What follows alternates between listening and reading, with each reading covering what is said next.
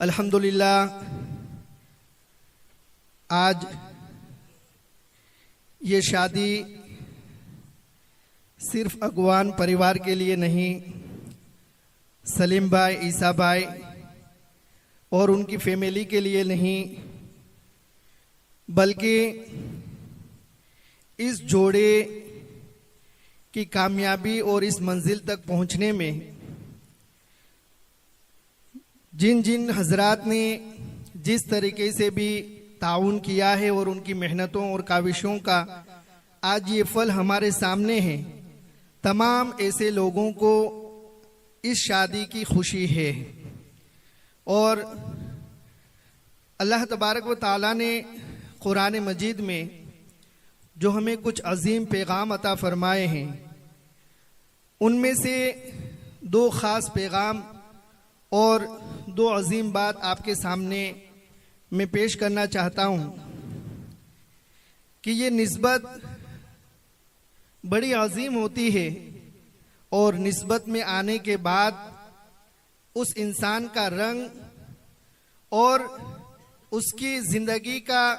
तौर तरीक़ा बहुत नुमाया और बहुत उम्दा हो जाता है। अल्लाह तबारक व ताला ने कुरान मजीद में इस निस्बत के हवाले से जो हमें पैगाम अता फरमाया है कि एक निस्बत सिर्फ इंसान ही को नहीं, एक आम मखलूक को कहां से कहां तक पहुंचा देती है। अल्हम्दुलिल्लाह आज की इस महफिल में उलमाए किराम, सादात इज़ाम की मौजूदगी और इस नूरानी महफिल की सरपरस्ती हुजूर सैयदी सरकार दादा अबू क़िबला मद्दज़िल्लहुल आली व नूरानी फरमा रहे हैं। तो अल्लाह ताला ने इस निस्बत के ताल्लुक से कुरान में जो हमें पैगाम दिया है कि निस्बत इंसान को कैसी संवारती है और उसकी ज़िंदगी में कैसा निखार लाती है, और वो सिर्फ इंसान ही तक ये इस निस्बत का फ़ायदा नहीं, बल्कि अगर आम मखलूक भी इस निस्बत में आ जाती है तो फिर उसके नसीबे बदल जाते हैं, उसकी किस्मत संवर जाती है। अल्लाह ताला ने कुरान मजीद में पूरी एक सूरत सूरह कहफ, वो इस निस्बत वालों के नाम ही पर उस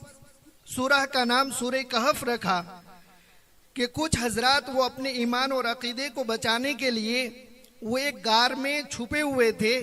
और गार को अरबी में कहफ कहते हैं, और उनके साथ साथ एक कुत्ता भी उस गार में उनके साथ गया था। और जब ये अल्लाह वाले उस गार में जाने के बाद वो सो गए, उस गार के अंदर चले गए, तो फिर ये कुत्ता चौखट पर बैठकर वो अपने मालिक का, अपने साथियों का, वो उनकी देखभाल और उनकी निगहबानी करता था। और अल्लाह तबारक व ताला को इस कुत्ते की ये अदा कि वो अल्लाह वालों के दरबार की दरबानी कर रहा है, उनकी निगरानी कर रहा है, ये अल्लाह को इतना पसंद आया, इतना पसंद आया कि अल्लाह तबारक व ताला ने इस कुत्ते को जन्नती होने का शर्फ इस निस्बत की वजह से अता फरमाया। कितनी बड़ी अजीम बात। इंसान नहीं जो अशरफुल मखलूकात है, एक आम मखलूक जिसको हम बहुत गिरा हुआ समझते हैं, बहुत आम मखलूक समझते हैं, लेकिन जब ये भी अल्लाह वालों की निस्बत में आ जाती है तो अल्लाह तबारक व ताला उसे जन्नती होने का शर्फ अता फरमाता है। आज हम यहाँ पर जो एक नूरानियत देख रहे हैं, एक जो है नूरी समा हम अपनी नजरों से मुलाहजा कर रहे हैं, ये भी निस्बतों का फैजान है कि अल्हम्दुलिल्लाह सलीम भाई, ईसा भाई अगवान और उनका ये पूरा परिवार और हाफिज आसिफ साहब, ये उनका पूरा खानदान जो है वो पीरे तरीक़त सरकार सैयद बाउमिया बापू मद्दज़िल्लहुल आली व नूरानी से वो बैत का ताल्लुक़ रखते हैं और उनकी निस्बत रखते हैं। और अल्हम्दुलिल्लाह इस निस्बत ने जब रंग दिखाया तो हाफिज आसिफ साहब और इस परिवार को खानकाए बाग़े रहमत तक पहुंचा दिया। और जब ये खानदान बाग़े रहमत तक पहुंचता है तो फिर उसमें नूरानियत में इजाफा होता है और हाफिज आसिफ साहब वो एक तालिब इल्म की हैसियत से अपने दारुल उलूम फैज़ मुस्तफ़ा सावरकुंडला में बाबा मियाँ बापू की रहनुमाई से वो एडमिशन लेते हैं और अल्हम्दुलिल्लाह वो मुकम्मल हाफिज कुरान बनने के बाद कि जिसमें सदरुल मुदर्रिसीन मौलाना सद्दाम साहब मिसबाही अज़हरी और उलमाए किराम और असातिज़ाए किराम की पूरी टीम ने मिलकर मेहनत की और हाफिज साहब अल्हम्दुलिल्लाह मुकम्मल हाफिज कुरान होकर अपने दारुल उलूम से उन्होंने हिफ्ज़ की सनद हासिल की है। ये बहुत बड़ी बात है कि किसी खानदान में एक हाफिज कुरान का तैयार होना, हाफिज कुरान बनना, ये बड़ी अजीम सआदतमंदी की बात है, क्योंकि इस एक हाफिज के बनने से पूरे खानदान और आने वाली नस्लों को कितना फायदा हो रहा है वो हम यहाँ बैठे हुए उलमाए किराम सादात इज़ाम और बिलखुसूस हुजूर सैयदी सरकार दादा अपू क़िबला मद्दज़िल्लहुल आली व नूरानी की यहाँ मौजूदगी से हम महसूस कर सकते हैं कि शायद ये हाफिज साहब हाफिज न बने होते,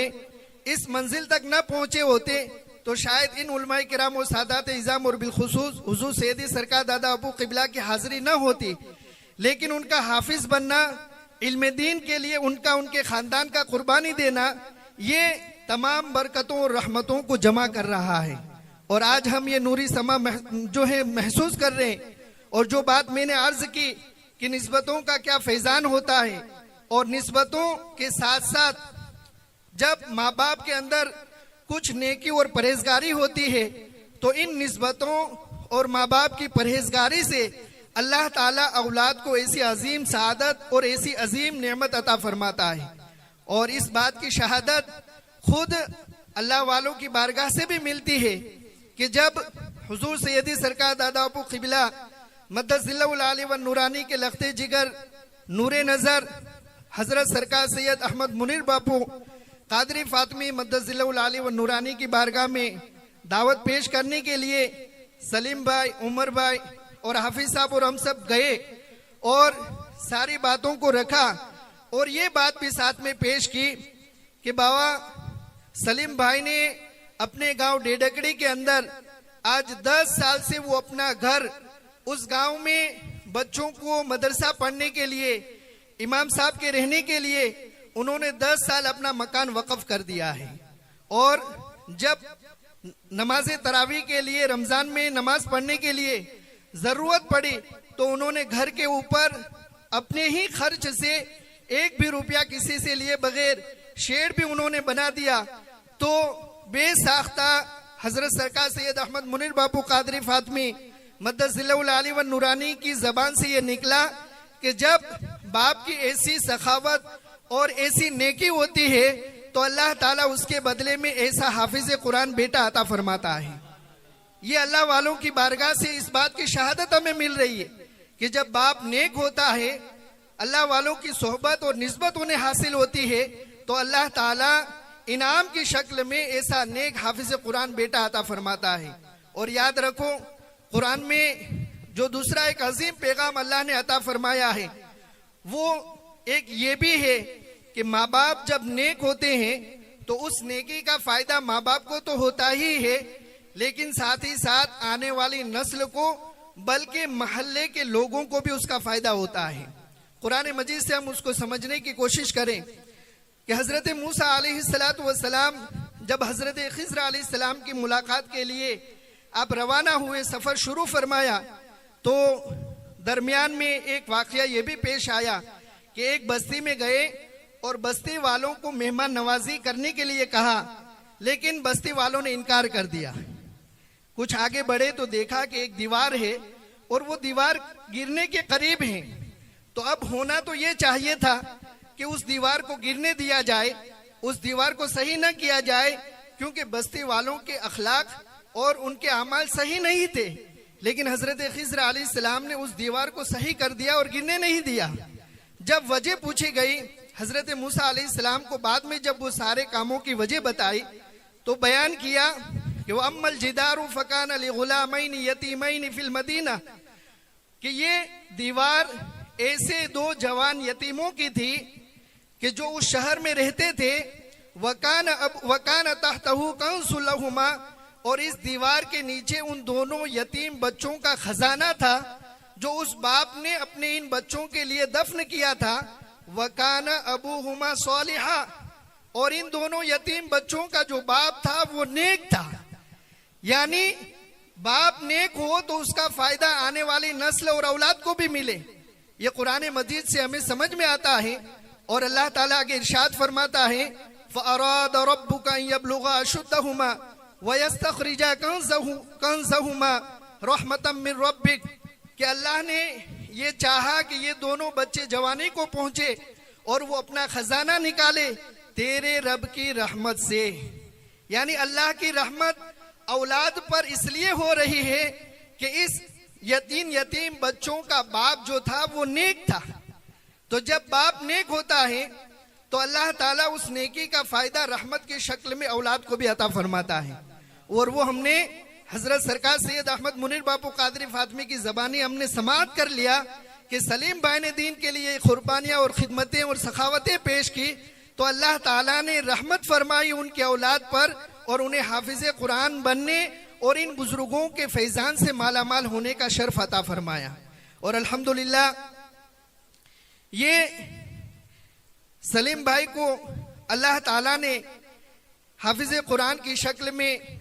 रहमत और अल्लाह ने इनाम तो अता फरमाया ही, लेकिन इनाम वाला इनाम ये है कि उनका रिश्ता, उनकी निस्बते ज़िवाज ये एक ऐसी आलिमा फाजिला नेक दुख्तर से हुई कि जिन पर खुद हुजूर सैयदी सरकार दादा बापू क़िबला वो फ़ख्र फरमाते हैं और उनकी जिम्मेदारी भी खुद हुजूर सैयदी सरकार दादा बापू क़िबला उठाते हैं कि अल्हम्दुलिल्लाह बचपन ही से उनकी तालीम की तमाम तर जिम्मेदारी हुजूर सैयदी सरकार दादा बापू क़िबला मद्दसिल्लहुल आली व नूरानी ने उठाई। अपने ही दारुल फैज़ आयशा सिद्दीक़ा में उन्होंने इब्तिदाई तालीम हासिल की और फिर उसके बाद उनकी आला तालीम के लिए दादा बापू सरकार ने उन्हें बम्बई तक भेजा। और फिर बम्बई से आने के बाद भी एक लंबा अरसा उन्होंने अपने दारुल में तालीम हासिल की और उन्होंने आलिमा फाजिला का कोर्स मुकम्मल किया। और इस कोर्स के मुकम्मल होने के बाद वो अपने ही दारुल फैज़ आयशा सिद्दीक़ा में अल्हम्दुलिल्लाह वो पढ़ाने लगे। और आम तौर से जो बच्चियां फारिग होती हैं, आलिमा फाजिला होती हैं, वो नाजरा तक ही तालीम देती है और दरसे निज़ामी पढ़ाने के लिए उन्हें काफ़ी साल फरागत के बाद मेहनत व मशक्क़त उठानी पड़ती है। लेकिन अल्हम्दुलिल्लाह दादा बापू सरकार की ये निस्बत और फैज़ान और आलिमा फाजिला महमूदा आपा की मेहनत कि अल्हम्दुलिल्लाह 1-2 साल के बाद ही उन्हें दरसे निज़ामी पढ़ाने की भी जो जिम्मेदारी दारुल की तरफ से दी गई। और अल्हम्दुलिल्लाह आज ये आपा आलिमा फाजिला होने के साथ साथ दीन की एक बड़ी खिदमत बरसों से अपने दारुल में अंजाम दे रही है। और सिर्फ नाजरा ही नहीं बल्कि आलमियत दरसे निज़ामी की कई किताबें अल्हम्दुलिल्लाह बड़ी जिम्मेदारी के साथ, बड़ी कामयाबी के साथ वो अपने दारुल फैज़ आयशा सिद्दीक़ा में अंजाम दे रही है। और तमाम आपाओं में ये कई मरतबा अपने दारुल के अहम जिम्मेदार सदरुल मुदर्रिसीन मौलाना सद्दाम साहब मिसबाही अजहरी ने ये बात अर्ज की और फरमाया कि अल्हम्दुलिल्लाह आलिमा फाजिला महमूदा आपा को अपने तालीमी हवाले से जो भी जिम्मेदारी दी है अल्हम्दुलिल्लाह उन्होंने अपनी गुमान से बेहतर करके उन्होंने अंजाम देने की कोशिश की है। और यही वजह है कि उनके अखलाक, उनके जो है अल्लाह ताला ने इल्मी सलाहियत अता फरमाई और खानकाए बाग़े रहमत से वो जुड़ी हुई हैं। और खानकाए बाग़े रहमत में कई साल उन्होंने इल्मी खिदमत भी अंजाम देने का शर्फ हासिल किया है। तो अब इन तमाम निस्बतों का रंग ये आया कि दादा बापू सरकार ने खुद उनके रिश्ते की जिम्मेदारी ली, खुद जिम्मेदारी ली। जबकि ये काम ऐसा है कि अगर कोई चाहने वाला, कोई मुरीद ये बापू को ये काम हवाले करता है तो बापू उससे बचने और दूर रहने की कोशिश करते हैं, जहां तक हो सके उनको अपने रहनुमाई करे। लेकिन ये जिम्मेदारी 1-2 दिन की नहीं, पूरी जिंदगी की ये जिम्मेदारी है। लेकिन आलिमा फाजिला महमूदा आपा उनके कई रिश्ते थे, कई जगहों से उनके जो है रिश्ते आ रहे थे, लेकिन बापू ने फरमाया कि इनका रिश्ता ऐसी जगह करेंगे जो खुद पढ़े लिखे हों, नेक हो, अच्छा खानदान हो और साथ ही साथ इस बात पर वो मुत्तफिक हो, इस शर्त को वो मंजूर करे कि वो शादी के बाद भी अपने ही दारुल उलूम में अपने शहर में रहकर वो दीन की खिदमत करें। ये रिश्ता आपने ढूंढ रहे थे और अल्हम्दुलिल्लाह सरकार सैयद वसीम बापू, मौलाना सद्दाम साहब मिसबाह अजहरी और अपने खतीब व इमाम जामा मस्जिद हाफिज सादिक साहब क़िबला और सरकार सैयद हाफिज कारी सैयद इदरीस बापू और हमारे करम फरमा सरकार सैयद बाउमिया बापू सब मिलकर मेहनत कर रहे थे। तो अल्हम्दुलिल्लाह सबकी मेहनतों का फल ये हुआ कि आलिमा फाजिला महमूदा आपा ऐसी नेक परहेजगार और इल्मी सलाहियत वाली बागे खानकाए रहमत में परवरिश पाने वाली, वहाँ खिदमत अंजाम देने वाली इस आलिमा फाजिला के लिए दादा बापू सरकार ने हाफिज आसिफ साहब को पसंद फरमाया। ये कितनी बड़ी बात है और ये कितना अजीम रिश्ता है कि इस रिश्ते को जोड़ने में उलमाए किराम, सादात इज़ाम और बिलखुसूस हुजूर सैयदी सरकार दादा बापू क़िबला मद्दसिल्लहुल आली व नूरानी की रहनुमाई, दुआएं और सरपरस्ती रही हों। उस रिश्ते के बारे में और उसकी बरकतों रहमतों के बारे में हम क्या गुमान कर सकते हैं। और अल्हम्दुलिल्लाह इन तमाम शर्तों को सलीम भाई, ईसा भाई अगवान यानी हाफिज साहब के वालिद साहब और उनके परिवार ने इन तमाम बातों को मंजूर किया और कहा जैसा हुजूर सैयदी सरकार दादा बापू क़िबला फरमाए इंशाअल्लाह हम पूरी जिंदगी ऐसा ही करते रहेंगे। और उन्होंने ये करके दिखाया कि वो सूरत में उनका पूरा कारोबार सेटअप था, पूरा फैमिली वहां पर वो अच्छी तरीके से रोजी कमा रहे थे, लेकिन बापू की इस बात पर, खुशी पर उन्होंने सूरत को भी छोड़ दिया, वहां के कारोबार को भी छोड़ दिया और सावरकुंडला को अपना वतन बनाकर उन्होंने अपना कारोबार भी यहाँ सेटअप कर दिया। और अल्हम्दुलिल्लाह रमजान के बाद ये दोनों जोड़ा यानी आलिमा फाजिला महमूदा आपा और हाफिज कारी हाफिज आसिफ साहब, ये दोनों रमजान के बाद अपने दारुल उलूम में उन्होंने पढ़ाना भी शुरू कर दिया और अभी शादी की उन्होंने छुट्टी ली है। तो ये अजीम रिश्ता है और इस अजीम रिश्ते के जुड़ने में कितनी निस्बतों, कितने सादात इज़ाम और उलमाए किराम की मेहनतों का ये रंग है, उससे हम महसूस कर सकते हैं। बस दुआ करें कि अल्लाह तबारक व ताला हुजूर सैयदी सरकार दादा बापू क़िबला का साया हम सब पर तादेर कायम व दाइम फरमाए और इन निस्बतों का फ़ायदा और रहमतें बरकतें हम सबको दुनिया में भी नसीब हों, कब्र में भी नसीब हों और मैदान महशर में भी हम सबको ये रहमतें और फैज़ान और ये बरकतें हम सबको नसीब हों। अल्लाह ताला हम सब की कब्र और आखिरत को जो है कामयाब फरमाए।